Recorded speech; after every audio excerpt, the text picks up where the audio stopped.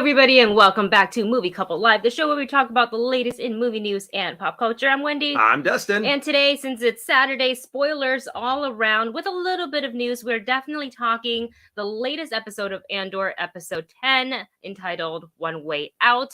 We are also talking a little bit of news. There's a new trailer that dropped, John Wick 4, official trailer. There's a little team up, very unexpected, but very exciting for us anyways, of Studio Ghibli and Lucasfilm, and a couple other things we're talking about. So you guys, welcome to the show. Thanks for being here. Happy Saturday. Hope you guys are doing well. Yeah, I mean, this, and also just so all of you know, we are now streaming on both YouTube and Twitch right now. So yeah, we haven't been on Twitch in like a minute, and I was like, maybe we should just why not? Let's try it out. Why not? So grab your coffee, grab your boba, grab your liquid IV with your 20% off code, the Movie Couple, and also get free shipping. But yes, we actually are. I'm really excited about our first little bit of news that we have today. Yes. But first, we should talk about what we have out on the channel. Yes. We do have some more reactions coming out for Tales of the Jedi. 3 more episodes left. Almost there. We are halfway done. But we're also going to work on today is watching the team up that Studio Ghibli and Lucasfilms announced just yesterday and released today. I am so excited to see this. I have not seen it yet, but that reaction will be up later today. Yeah, Dustin's going to edit that, and we will have a movie review coming out soon for The Fabelmans. So that is a film by the one and only Steven Spielberg. We saw that the other day. I think embargo has lifted on that a while ago because it went to film festivals. But we will be talking about that on not today's show, but on the channel. So look forward to that if you're into movie reviews. Before we get into our first super chat and our first topic, I want to note this comment right here by Stardrew. Stardrew says, "Amazing artwork, Wendy."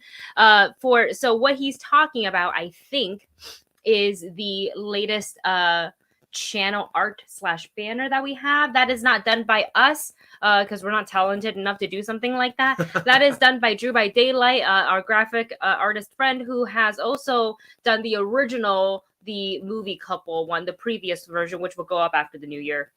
But right now we're, it's the season, so, and it's so cute, so like we're leaving it up. So yeah, that is by Drew by Daylight. So thank you so much, Drew. Woo! Thank you so much, and I hope you and your little bunny have a wonderful holiday season. Yes. I have to admit, it is adorable.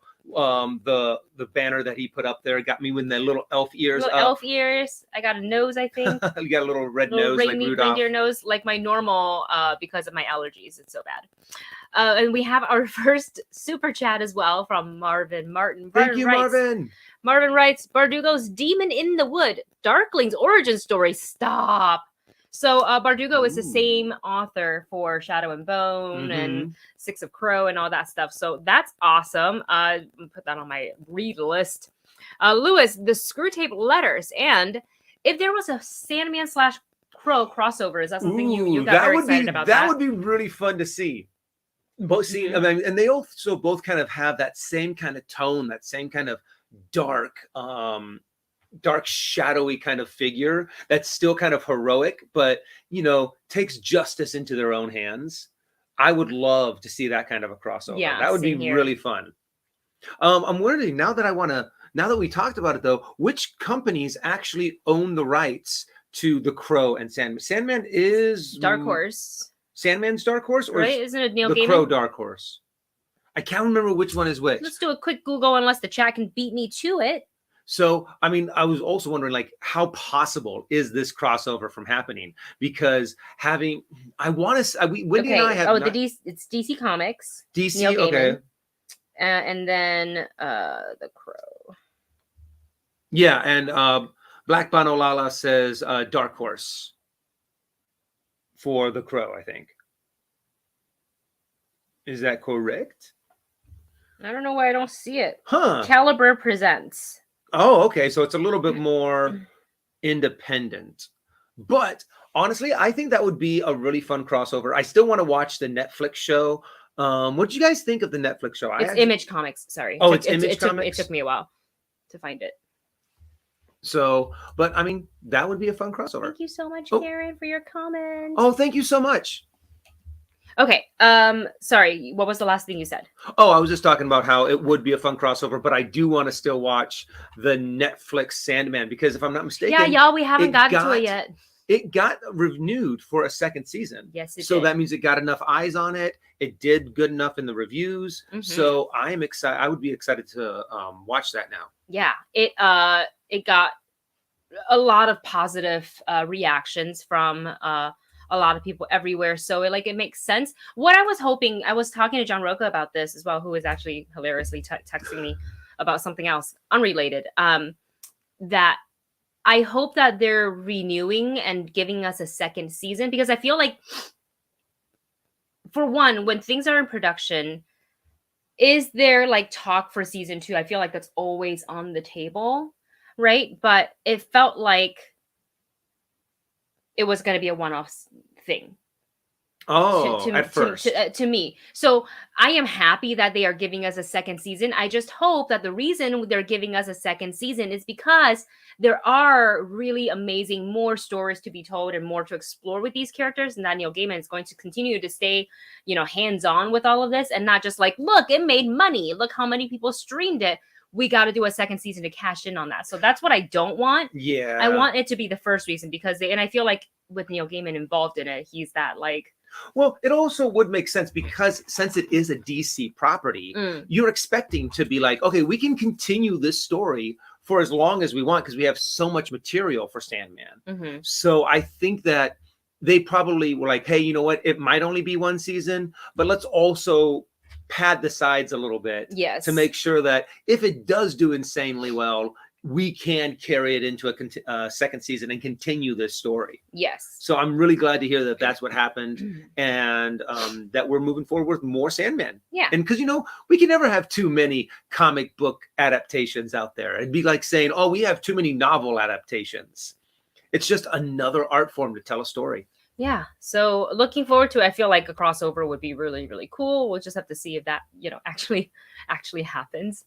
All right, let's go ahead and move on to our next. Where's the super chat from Anthony? Here we go. Sorry about that. Anthony Salas, thank you so much for your super chat, you guys. All right, what's up, Dustin and Wendy? On my way to work. Safe getting there. Just stopping by. I can't read today. I'm sorry. I'll rewatch later to catch up on all the news, and also Andor. Oh my god, haha! Oh, I cannot wait until we can dive in to the spoilers on Andor. Yeah. Because I have to admit, this episode blew my mind. Yes, and if you guys watched our reaction for Andor episode 10, you would see just how excited and how just ramped up I got for this episode. It was a lot of fun. It was a lot of fun. So check out our reaction if you haven't already. And, obviously we recommend that you have seen the episode already before diving into our reaction, because a lot of it is kind of edited down to fit within a certain amount of time that I want to fit on YouTube, and for also copyright claim purposes. Somebody commented, like, I'll say this now because it's not spoiler, but there are a couple of really amazing speeches by two really, really amazing actors in the show. If you've seen it, you already know what I'm talking about. But a lot of it we edited out for time, and also like people are watching for reaction. People are not watching to rewatch the speeches. If you want to rewatch the speeches, you do that on Disney Plus on your own time, or assuming that you have already watched it. Actually, that's kind of what I did yesterday. I was watching the new Rockstar video that kind of broke it down. And then I was like, oh, you know what? I want to go back and watch that scene. Yeah. And then I just kind of watched the rest of it from Kino's speech to the end. Yeah. And it's awesome. And somebody complained about that. Like, I edited out the speech, and I'm like, go watch it on Disney Plus. Well, the point of the reaction isn't to give you guys a full show. I can't do that legally. I cannot do that. So maybe some other reaction channels put it in more than we did, which is like awesome. But we chose to edit out what we need because we're, again, assuming that you have already watched the episode like on your own. So you kind of get the gist of it and the feeling of it, and people are looking for, and people are looking for like what people are reacting to as they're watching the speech. And for us, sometimes I edit out those long things. And we did the same thing for WandaVision when Vision gave his What is love and not Oh, persevering? I yeah. edit that out because you're so into it, like you forget the camera is there and we're just staring at the camera. So are you going to be, people are going to click out and go, well, they're just watching the show. Yeah. And that's why things like that don't make it into a reaction, because we are not, we're not having a reaction. We are in the moment. So anyways, that's my spiel. I'm sure the person's not here, nor do they care. It's not very entertaining to just watch us stare at fellow the screen, reactors tell me I shouldn't look at the comments, so I maybe should stop doing that. If you guys do get a chance, I highly recommend. I would love watching that for a second time, watching it for a third time, and just see how well these two monologues are just performed. It is very Shakespearean. It's the dialogue, it's poetry. It really, really is. Go back. It's some of the best Star Wars that I've seen. Oh, it's so good. It's so good. Okay, I wanted to go back to, since we're talking about Star Wars. Black Banolala, thank you so much for the sticker. It's super cute, and it's got a big smiley. It looks like that. You guys can see it all in the chat. We can't see it here on stream. Like, we can't display it on StreamYard, but you guys can all see it in the chat. Thank you so much, Black Banolala. Before we dive into the next piece of news, which is about the Studio Ghibli and Lucasfilm team up, there is a question from Lord of Darkness, who writes, thoughts on the CW stuff being soon axed over at Warner. So let me just look that up real quick, because that is news to me. Thoughts on the CW stuff being soon axed? Well, you know, since that takeover, since that merger, things have been getting axed left and right. But the thing is, though, CW is kind of the staple for that's for the studio, for network TV. And there's a lot of good stuff that they produce. I can't see them actually giving it the chop.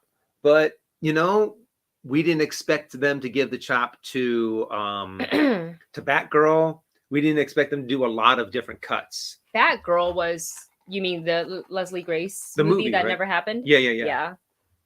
And I'm just like, I'm sad to see so many things that are on the chopping block, but it wouldn't surprise me too much. Yeah. Because things have been getting axed left and right. Yes. Okay. So according to Variety, this is reported 4 days ago, CW's carryover programming from Paramount, Warner Brothers, and Warner Brothers Discovery will be minimal by the 2023-2024 season. This as the Next Star CFO. So yeah, it looks like they're going to be. Sorry, I have to read the news as I'm talking about this, because I literally just learned about it. So the programming for the CW is in place for 2022/2023 broadcast season that extends through the end of August/early September timeframe of next year. But it looks like over the course of the next year, we're really working to develop our slate, which will then come online in the 2023-2024 broadcast season. We'll have some carryover commitment for CBS and WBD programming in that year, but it is minimal at that point. That's actually kind of interesting.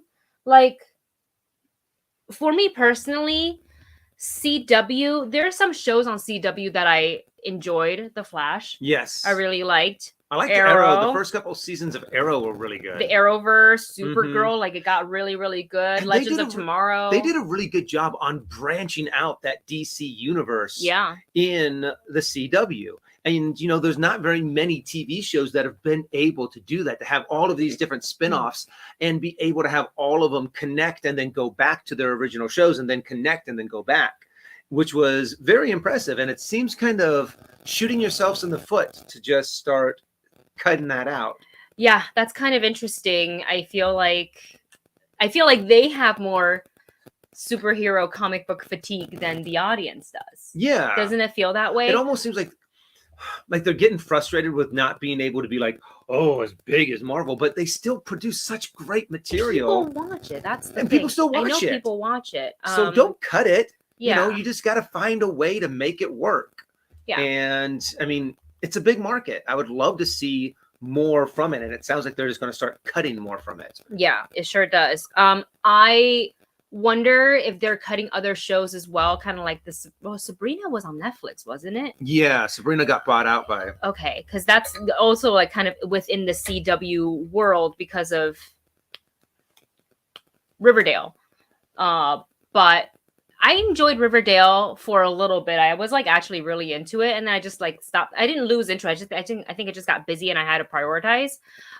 So much content out there. I'm honestly kind of surprised.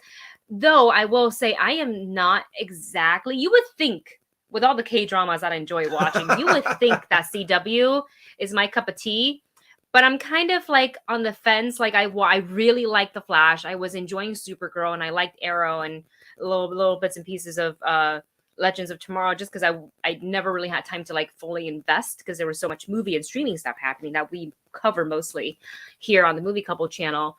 So that's interesting. And Debbie is saying Riverdale is ending next season, and if that's one of their big, selling points, then yeah, maybe that's why they're minimizing. Kind of like how HBO started to panic with the loss of Game of Thrones, and they're like, "Oh, we got to get more Game of Thrones out there." Yeah. So, but fortunately, it seems like with Game of Thrones and HBO, they knocked it out of the park for Hot D. They did. Hot D. Gotta finish watching that. So those are essentially our thoughts. I mean, at this point, I feel like they're still fresh from the merger and all those other deals and whatever it may be, and they're still kind of in the process of restructuring. So it's gonna take a while for everybody to find their footing and who's in charge and who wants to do what, and it takes a bit, and it just gets reported to the media as it happens. So it feels kind of messy, but it literally happens when companies merge and get bought out and etc. Yeah, it really does seem like they just threw a whole bunch of balls up in the air and everyone's kind of like, no, you take this, and wait, no, we don't know, and everyone's just, it's right now it's just a big mess. We just have to wait for them to kind of settle into this merger. Yes. And finally be able to be like, okay, this is the path that they're going to take. Yes. Which is frustrating because we want our movies and our shows now. Mm-hmm. We don't want to wait. We don't want to be patient. Let's go ahead and dive into this next topic here. Studio Ghibli teams up with Lucasfilm. So the very first, it was a couple of days ago, we saw the announcement. It was kind of vague. It was just like they're teaming up for something. I'm like, Miyazaki? Mm-hmm. Yeah, all it was and Lucasfilm? Like the Lucasfilm title and then the Studio Ghibli title. Yeah. And it was like 15 seconds long. And it's just like, what? And just enough to give us to go. Yeah. Because if you go online and look up Studio or Miyazaki Star Wars, there is so much fan art out there of people that have just taken the Miyazaki style and thrown it into the Star Wars universe. I want Totoro in a Jedi robe flipping through the air Yoda style. Oh, and then you have like all of the other little spirits that are around him. And they all have like little lightsabers as well. Instead of porks, we have the little dust bunnies. So that was kind of like a little tease for the announcement. And basically it is announcing the new original short that is premiering and has premiered on Disney Plus. That just came out last night. Yes, and apparently it's on the 3rd anniversary of the premiere of The Mandalorian. It's directed by Katsuya Kondo and features music by Wick, who we know have done many projects since The Mandalorian. He was also responsible for the music in Wakanda Forever, which is amazing. It's heart-thumping. It's awesome. So now we know it is called Discover Zen, and it's got Grogu and the Dust Bunnies from Totoro in it, and it's a hand-drawn animation by Studio Ghibli, and it's streaming now on Disney Plus. We haven't watched it yet, so I don't want to read too much into it because we want to watch, but it's exciting. Yes, and honestly, this is with as big of a reaction that Lucasfilm and Studio Ghibli got from this announcement, and it's only a little 3-minute short. I was very, very tempted to watch it last night. Is it just one episode? It's just one 3-minute short. So when I found out that it was just 3 minutes long, I was like, I want more. I thought it was going to be maybe a 17-minute short or something, like maybe even like Bow or something that's a little bit longer than that. Like maybe even 5 or 10, but 3? Yeah. I was a little bummed, but it's a beginning. It's a start. it's to gauge a reaction. It's to see how well they can work together, I think. And it's weird because who was it? I think it was Blade. Yes, GT, right here. Who said it on in Twitch. Chat. Oh, because yes, he's on Twitch. Twitch. Thank you so much, Blade, for checking us out on Twitch. That I seriously thought too that there were some of the Visions episode that were done by Miyazaki because it was done in that style. Yeah. And I loved it. I thought it was amazing. I love that kind of artwork. I love those kind of shorts. So now seeing the studio that we've all grown up with and loved, from Totoro, from Spirited Away. What's one of your favorites? Nausicaa of the Windy Valley, or of the Windy Valley, or it's like so underrated. No one talks about it. I can't find merch on it. So whenever I find merch for Nausicaa, like I try to get it because that was the second Studio Ghibli film that my grandfather showed me. The very first one naturally was Totoro. Actually, I think somewhere in between, somebody, probably is my mom because she likes to do this. Somebody threw, I was very young. I was way too young for this movie, but somebody threw in Grave of the Fireflies in there. And it was like really, really, and like I felt sort of a way as a kid, but I didn't understand it as much because I was a child. So I don't know if my grandfather showed it to me, but I know he definitely showed me Nausicaa because he really liked it. And I really liked it. You know, this like princess as a leader and it's so good. Castle in the Sky he showed me. Princess Mononoke is actually not one of the, I didn't see that until like later on in life when I was a little bit older, which I think that makes more sense because as a kid, I don't think I would have been fully absorbing the messaging of it all, which I guess you could say the same about Nausicaa. But yeah, let us know you guys' favorite Studio Ghibli film. And there's a lot of them. I'd have to say the one that really got me into Studio Ghibli the most was Spirited Away. That was one that just made me go, this is amazing. I want to see more. Because, you know, in America for the longest time, it wasn't really popular until I'd say around like what, 2000s? Until when it really started to become pick up in popularity. And then I was like, these are amazing, amazing movies. And I just love the strong characters that they have, the depth of environment, the way that they really, Miyazaki just made you feel like you are actually in this area where you're in this fantastic land, and his attention to detail to where, whether it's someone, the way that they cook certain things or the way that they even put on their shoes. The food is always great. Like if you watch Kiki's Delivery Service, the food, the baked goods, and you're like, I want that. I want a baked good right now. I was actually really into Kiki for a long time. I think I asked my mom to put a bow in my hair and try to like find a broomstick that looked like that, run around the house, asked for a cat, and she was like, you're not getting a cat, you're allergic. And I was like, all right, cool, I'll never be a witch then, Mom, I'll never be a witch. And she's like, oh nuts. But yeah, this is a very exciting crossover. I hope this is maybe the beginning of a wonderful relationship. Yes. Because I feel like they probably speak each other's like language creatively, and we know that we're getting more Star Wars Visions, so like maybe Studio Ghibli could do like one episode as well. That would be amazing. I'm hoping they do more than one. But there's a lot of really awesome studios. But that's just hoping. Yes. Yeah, maybe they give us more. All right, let's go ahead and move on to our next topic, and that is John Wick 4. We have a brand new trailer featuring, I didn't put it out. Yes, I did. Featuring everybody's favorite assassin. Favorite master of Gung Fu. I know. A gun. I need guns. We need lots of guns. Oh, gosh. I love Keanu Reeves. We love Keanu Reeves so much. So very excited to hear and see a official trailer for John Wick 4. I feel like this one is going to be so big because Donnie Yen is in it. Hiroyuki Hanada, I think that's how you say his name. He's also in it, and I'm a big fan of both of those guys. So I'm really, really excited just to see like him and Donnie Yen face off because, you know, he is such a martial arts master. Like I remember hearing when we did the set visit for Mulan, the live action one, and they were talking about Donnie Yen, he would like lead the crew in like morning Tai Chi. He would do demonstrations and they would do the fight scenes and they would say, Donnie, can you slow down? Because the camera can't pick up your blur on, like he's literally the Flash in real life. And that's just someone who has trained really, really intensely. And, you know, Keanu Reeves works extremely hard.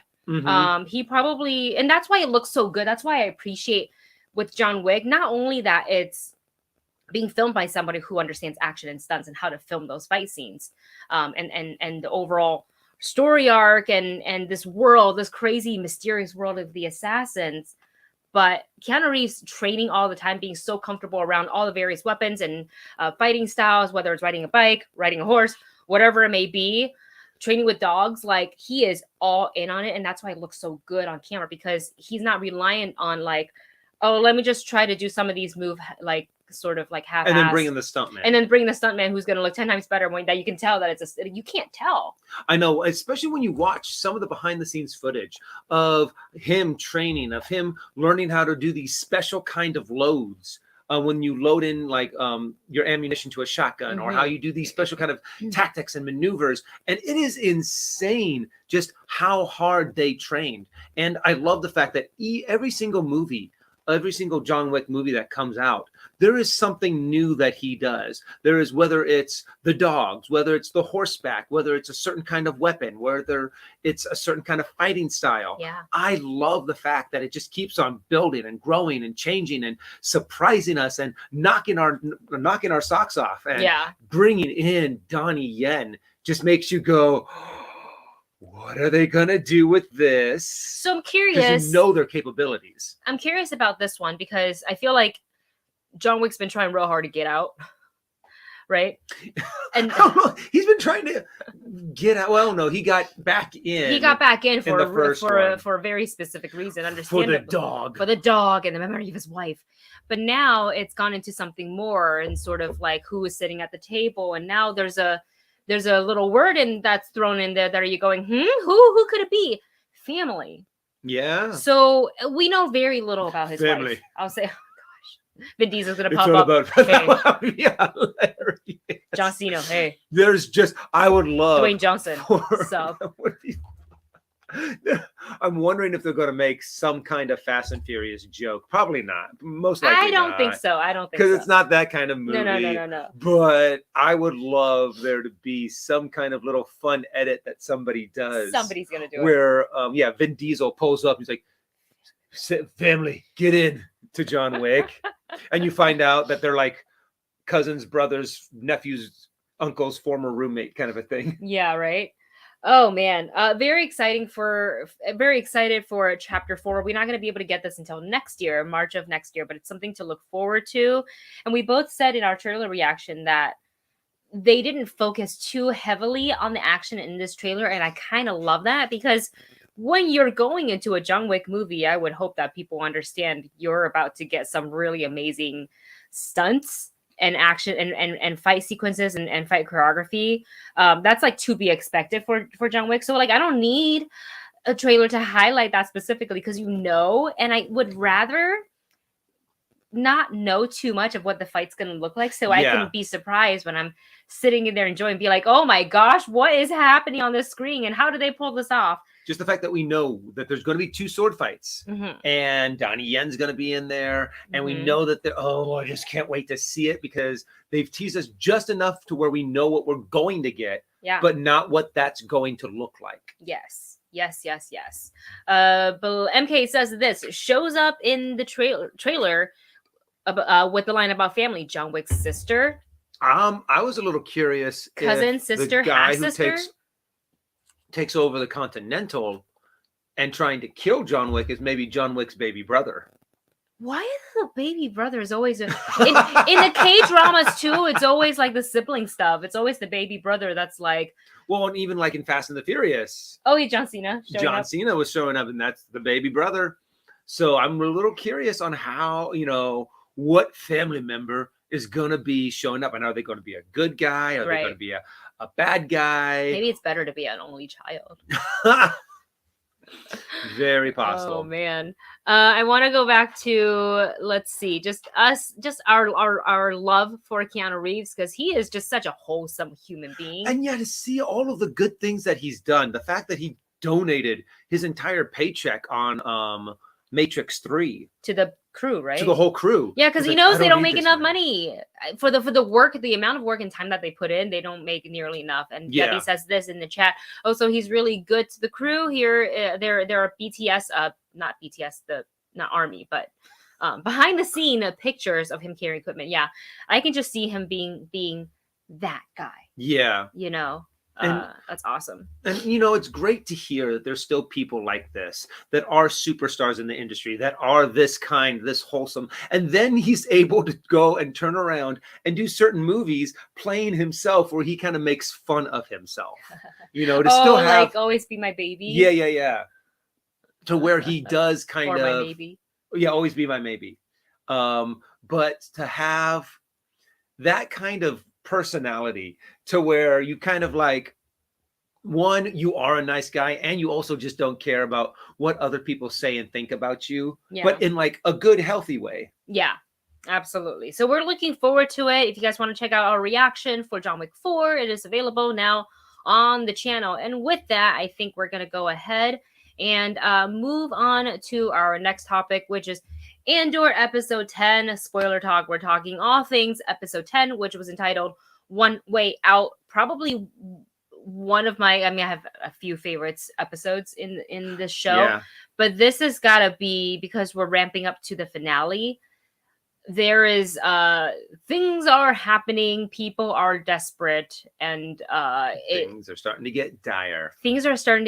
So let's go ahead and dive into it. And so if you have not seen this episode, please no spoilers. Please stop here. We will see you guys later. Come back and watch the end of this video when you get after you've watched episode 10, because this is an episode you do not want spoiled for you. Yeah. So with that being said, this episode starts right off with a heavy hit, because we are left with the dead body of Olaf. Yeah.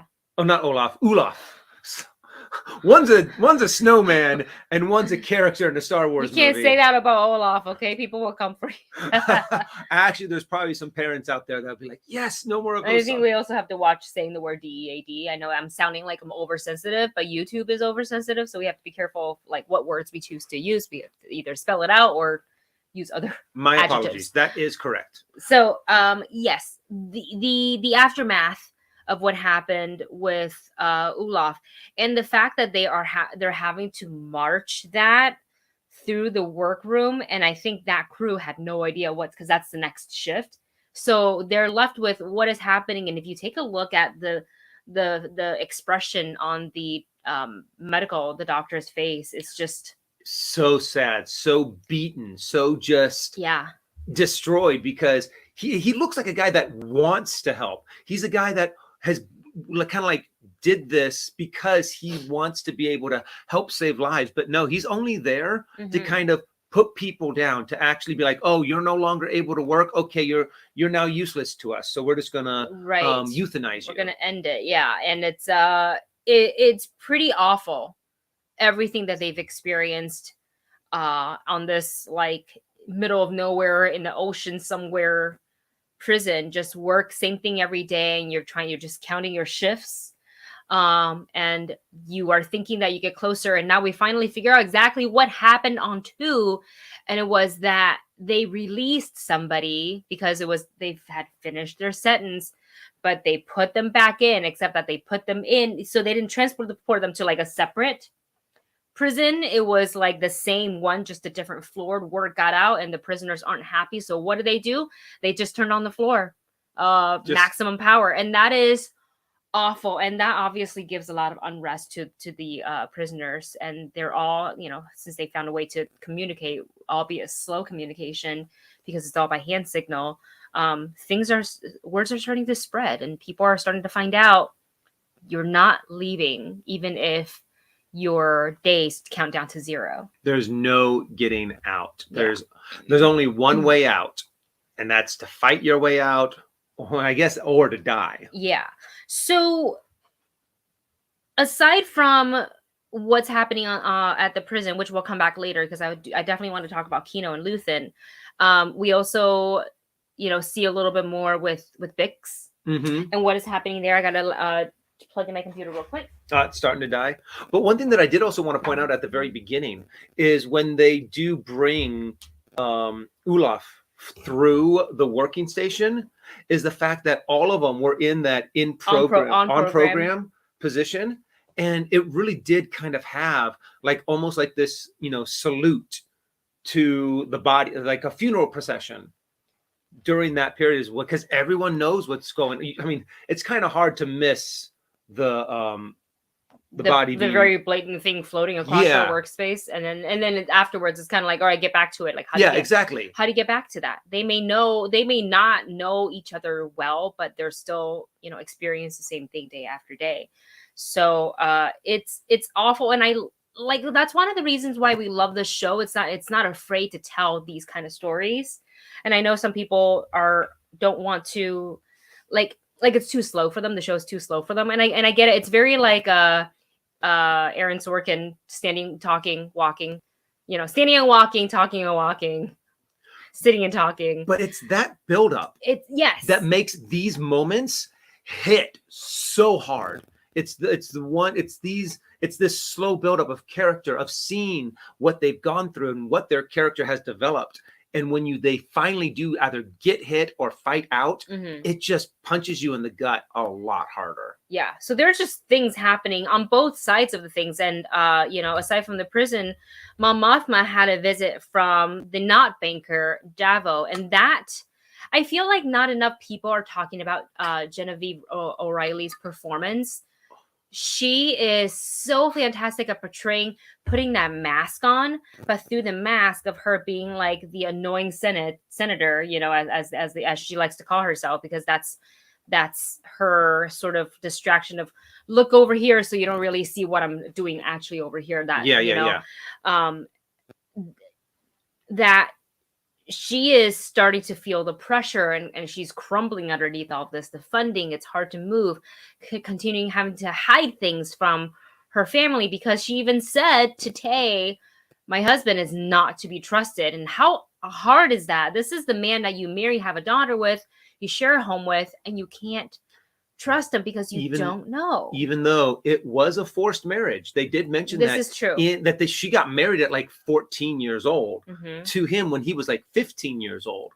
So it's weird to see that. You can kind of see that once you figure that out and you see their dynamic, you're like, But okay.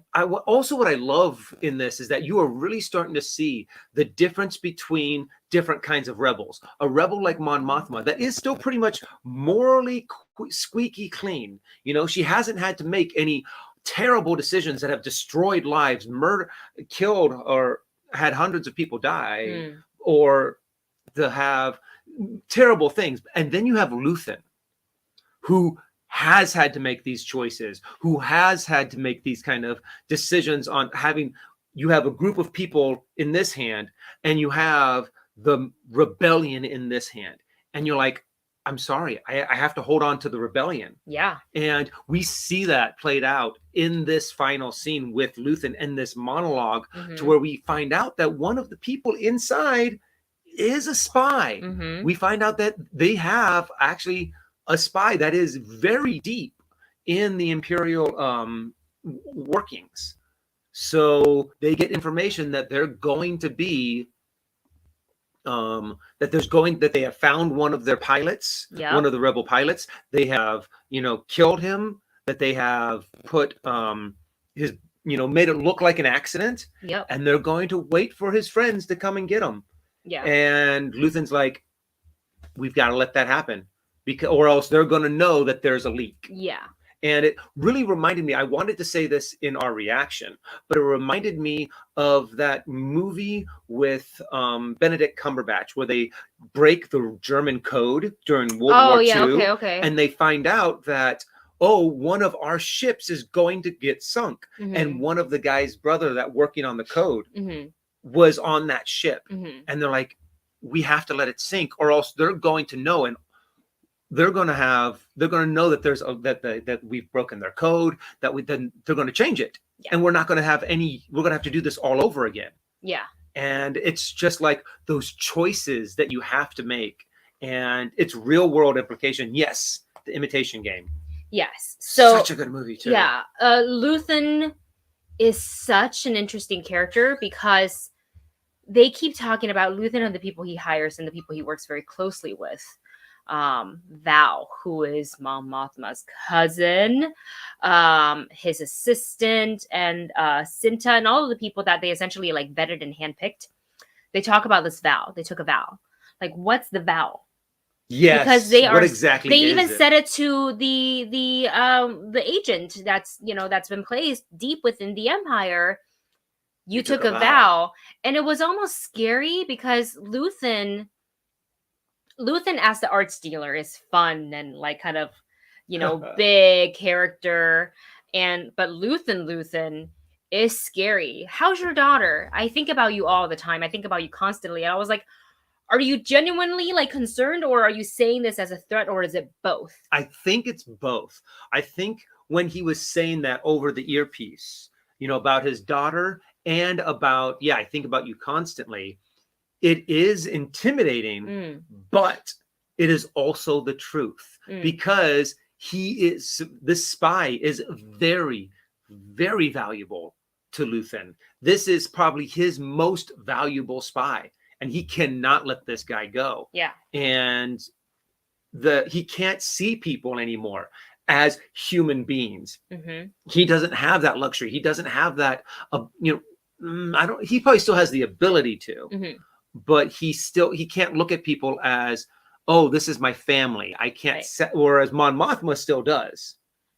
And there is something that when I was watching the New Rockstars breakdown of this, how they're breaking down each thing that Luthen is saying and just how Shakespearean it is and just how it is an epic speech. Yeah. It's oh God, the jump rope lady is back. Sorry, y'all. Anyways, people are gonna be like, hashtag jump rope lady. Who is that? What is that? Someone who just comes into our driveway and jump ropes. Just she has her own driveway, but she doesn't want to use it. Nope. So I have to go out there and be like, hi ma'am, can I help you? Anyways, okay, so there is that speech, and it just shows what I think one of my favorite things about that is, obviously the agent's starting to get a little afraid. He has a daughter now. He has a family, so things are a little bit different for him. There's people he care about. There's people that he wants to protect, and he wants to obviously stay alive. I'm gonna have to mute that. Yeah, I'm gonna snooze it too. It's so annoying. 1 second, y'all. But also the fact that Luthen did say that this was an equation that he wrote 15 years ago, and something that was pointed out to me is the fact that I want to turn the alarm on. just to mess with her. Put the alarm on and start flashing the lights. I'll stick my head out the window and just be like, ma'am, you need to exit my home area. The way that Luthen is now, and the way he describes it, he wrote this equation 15 years ago, and how Luthen might be an older version of Nemec.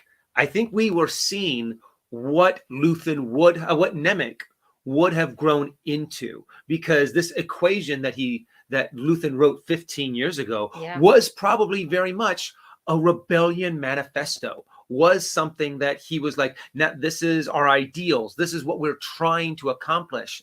And to see how Nemec is very not naive, but he's very trusting. He's very wants to have that connection where he can still see people as people, but over the course of 15 years having to fight for these ideals, Luthen has lost that, to be able to see people as people. He's been hardened by the people he's lost, the sacrifices he makes. He talks about the sacrifice. Calm. Well, that was the first thing he said, calm, and I was like, yes, oh my gosh, I feel terrible for you. And he is the embodiment of whatever it takes. And he is it. At the very end of his speech, he goes, what have I sacrificed?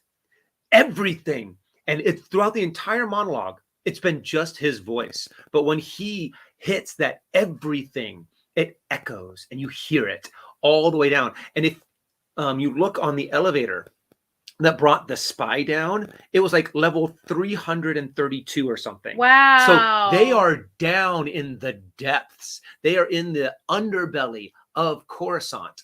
And to hear just that echo, and you get the feeling of just how deep it is and how much Luthen has dug himself into this pit and dedicated himself to this cause. It's just, it's poetry. The way that scene was filmed was just such perfect poetry. Yeah, I can't wait to see. I hope Luthen survives so we can see more of him in season 2, but we don't know because again, there's really only like a few people that have plot armor who make it to at the very least Rogue One, Maushi, Andor, and Mon Mothma, and Saw. But Saw's like not super in this series, so I don't. No. That's why sometimes I don't say him, but I feel like maybe in the next couple of episodes or in season 2 he'll probably be more involved. Let's talk about the other speech. And before we do, thank you so much to Nikita for your super sticker. It's a heart. Thank you so much. Let's talk Kino. Oh, yeah. The one that made me circle back. The one that made me cry so hard. Andy Serkis is a phenomenal actor. I love that. Just anytime we get to see him out of the mocap suit. Yeah. It's great. He's great at mocap, but he's also great at acting. He has such intense facial expressions. He has from when he's talking on the microphone, which, by the way, I love the fact that they used the same microphone like style that they used in A New Hope when Han Solo is down in the prison. You know, how are you? We're all fine here. No, we have a reactor leak. Don't come down here. Very bad. Makes sense because it's about the same era, and also it's a prison. Yeah. So it's the same kind of design that they would use. Yeah. But stock the inventory. When he is giving that speech, you can feel you can see it, you can feel it, and he does such a great job of emoting these through just his facial expression and his dialogue, that is just very powerful. And to see Andor kind of not telling him what to say, but encouraging him to be like, "Yeah, that's it. That's all you want to say to these." And I find Kino's arc so just interesting and to watch, from this man that's like, I'm just gonna stay on track, I'm gonna focus one day at a time, I'm gonna get through this shift, then the next, and I'm gonna run my floor really, really well so I can, maybe in hopes of getting his sentence shortened, get out early unscathed, no marks on his report or whatever it may be, unproblematic prisoner, if you will. Ideal prisoner. Yeah. And so one of the powerful performances too is seeing him switch from that I'm obedient, I am going to listen to what you say, to I am going to rebel. That was so powerful. And that was essentially not this episode, but the end of episode 9, when Andor, who was so smart about this, pressed again right away. Like, may not be the best moment, but he was like, this is my chance, I'm gonna shoot my shot. How many prisoners on each watch? And he said never. Immediately the answer came. Yeah. So he knew, and that immediately shifted. So for everybody on their floor, specifically in their, all the, I guess, people in the same shift, to work together to have this plan, they executed so well. I was really nervous watching this, but they had the plan and it was executed really, really well. They were able to break out, overpower the guards, which, because there's so many more of them and their desire to get out, and they're all angry. They're all frustrated. A lot of them are in just kind of like with Andor, who literally did not do anything wrong. It's not even like bad timing, bad place. Yeah. They're just kind of like, you there, go. And it's, so a lot of them probably did nothing. They were just walking down the street, minding their own business, and got arrested for absolutely nothing. Yeah. And so they were ready to, even the new guy was like, I'm out of here. You know, he hadn't even been on the prison for like an hour probably, and he's like, nope, gotta go, bye. And something that they did show very well was the cost of them rising up. You know, they showed a lot of the prisoners falling, but there was this one moment to where Cassian was able to climb up, and we see one of the prisoners, you know, attack and throw one of the tools. And he was the one, he actually went down, but it was that throw that made it possible for Cassian to be able to sneak up. And it showed the value of each life, of each person struggling, on how important it was for all of them to be a part of this, or it would have failed. 100%. And they showed this battle, and they showed these little parts of it that were just so important to raise the idea of them all having to band together. Yeah. And, you know, as they continue to free the other prisoners on various floors in various like cells, if you will, all of them are kind of like, wait, what is happening? Like, you got to go now, make a decision, but you don't have time to wait. And they just went for it. Go. So I love seeing that. The kicker of this episode, obviously, when we get to the outside, and I started to think, and I was like, how are they they're just going to jump? Because that's going to, I mean, yes, you're jumping into the ocean, like it's just water. But again, it's also like, that's a big jump. That's a far jump. And what I liked seeing before Andor even reached the platform, just the prisoners you saw, I could think a couple of them just like didn't even think about it, just like out. Freedom! Yeah, like that's, you can't think about it. You have to do it. You just fear, you can be scared later. And I'm really curious on how many prisoners actually did get out. You know, how many, because I would think also too that the Empire would have something in place to be like, okay, you know, we have to sweep the planet. And it also doesn't look like that planet is very well inhabited. Because at the very end, it shows Andor and who's the other guy? Mao-Shi, you know, they're running along, but it looks kind of like a wasteland. You know, it looked like they were just ash and dust everywhere. So I'm really curious on how they're able to get off this planet. I'm wondering where they're going to go to next, what connections they're going to find. And they're working together. And I'm just so excited for these last 2 episodes because this episode was so powerful. It really showed just how important it was to build up to this moment. Absolutely. So, and I'm wondering too, if maybe some of the other, because we saw multiple prisons. Yeah. So we'll definitely see the aftermath of this, and I'm sure we'll see Deidre finding out about this news while she's she's on Ferrex right now, but she'll hear about it. She'll be in those meetings with all the other lieutenants and captains and whoever's and talking about this, and so we'll see where it goes because they're gonna flip the F out. But the kicker of this, I want to circle back to this, is him, that face looking at the water. And in the softest voice possible, I can't swim. He knew this was the way out. Yeah, he knew, you know, because everybody saw what they saw when they got flown in. He can't swim, and then we get this Andor saying, "Wait, what?"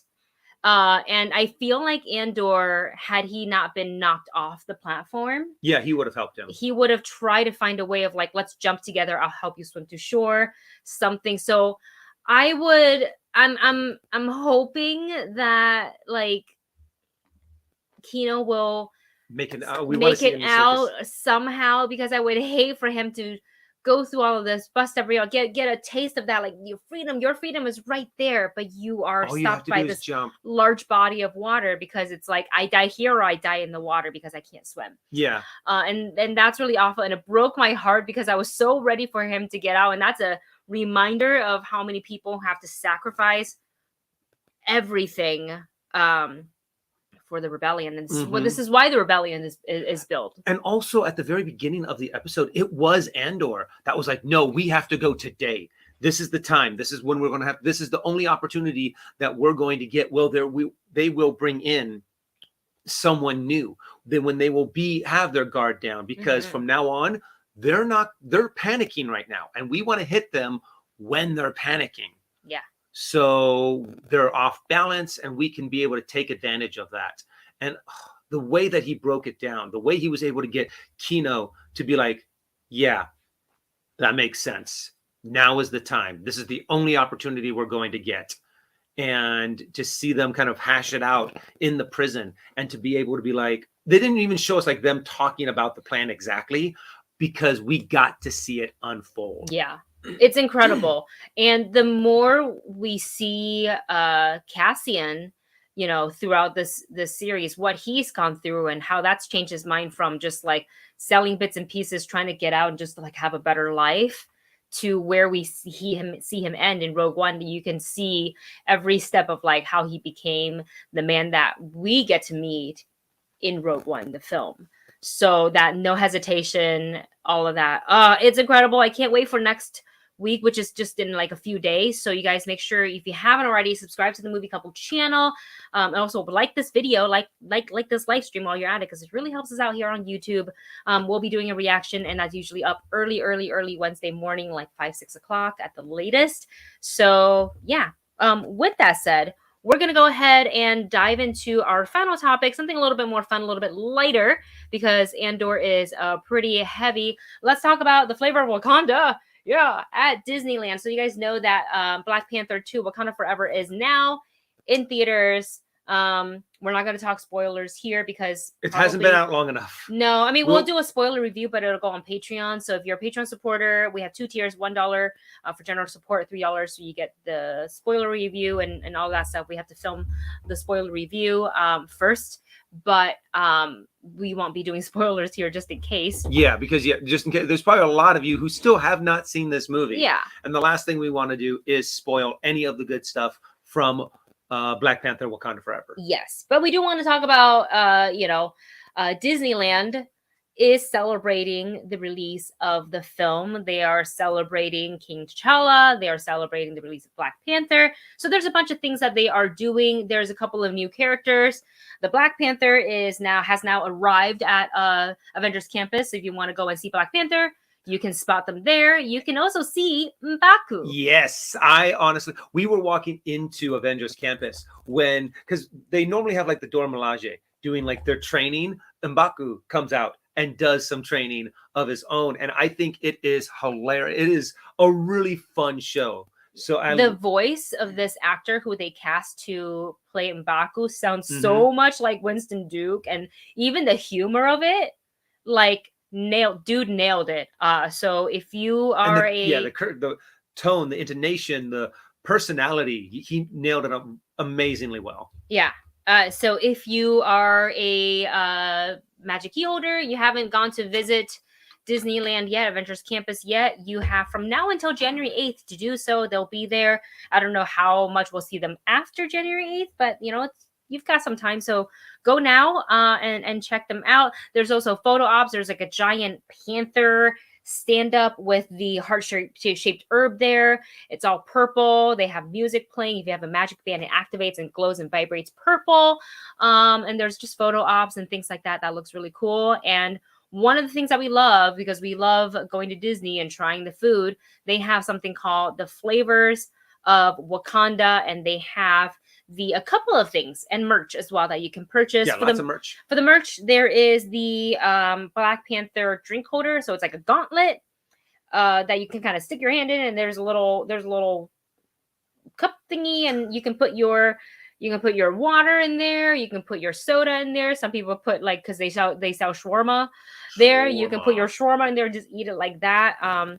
So there's that, and then there is from Pim's Lab a large Coke can. Both of those come with a bottle of water, so you get your hydration in there as well. But the food, they have 2 different offerings. Delicious. Yes, they have the peri peri chicken with yellow rice with turmeric, and they have something called, it's spelled Maafe, so I think it's pronounced Mafi or Mafe. It is really, really, really, really good. Both of them. The Mafi is a sweet potato stew, so it is 100% vegan. And the other one, because it's chicken, it is not vegan. But the peri peri chicken is delicious. Like the meat falls off the bone. And they also have a lemonade too. Yes, it is really the good butterfly pea tea lemonade. And they also have the alcoholic version of it called the Dawa, which is actually inspired by I think it's like an actual African drink. We didn't get it because I'm allergic to alcohol. I don't know. You could have gotten it. But next time we'll maybe get some alcohol. One of the alcoholic beverages that I do want to get, and at the Festival of Holidays. Oh, we're switching topics. Okay. Is what is it called? It was like a peanut butter rum, not a peanut butter, a buttered rum drink that I'm like, you know what? That sounds kind of tasty too. So I'm going to have to pick and choose which alcoholic beverages I want to try when we go back. Because they're expensive. They're like $17. Yeah, they're $17. They're pretty expensive. But we got to try it. It was delicious. I am actually missing those piri-piri chicken right now. I keep thinking about it and how good. Like I eat kind of like a bird. Like I'll have 2-3 bites of something and I'm like, all right, I'm done. I'm full. But the chicken, I feel like I need a separate order, a standalone order from Dustin. Be like, this is my chicken. It's this all is your mine. chicken. You can't have any. I can finish it all. It was that good. So if you guys want to see some of these videos that we actually did record, we put them up. We're going to be putting them up on our different Instagrams to where we talk about the food, we show the food, and or TikToks. Actually, yeah, because Wendy has a TikTok and I do not yet. But yeah, TikTok and Instagram. So check us out on Wendy Lee Zaney and Darth Zaney and the Movie Couple on our Instagrams and TikToks. So yeah, that was it. That's it. That's the final topic. I didn't know how to end that. So, okay. Well, you guys, do you have anything else you want to say? No, I just really enjoyed this episode of Andor. I loved being able to go to Disney's California Adventure to see the flavors of Wakanda. And we're also excited to go back, and we're going to be posting some more footage from our food adventures at Disney up on our social medias. Yeah, so there you go. Check us out there. You can find all of our stuff right here below. Again, the Movie Couple, no underscore, just the Movie Couple on Instagram, the Movie Couple underscore on Twitter, if anyone's left on Twitter. We're here on YouTube, and of course, Twitch under the same name, the Movie Couple. Guys, we will be back. I want to say we will be able to do a live stream on Wednesday. No, we won't. Just kidding. We won't be able to do a live stream on Wednesday. So we will definitely see you next Saturday as far as live stream goes, but we will also see you in various videos for reactions, reviews, and etc. And that is it, you guys. Thank you so much for tuning in. We love you guys so much. Enjoy the rest of your weekend, and we will see you soon.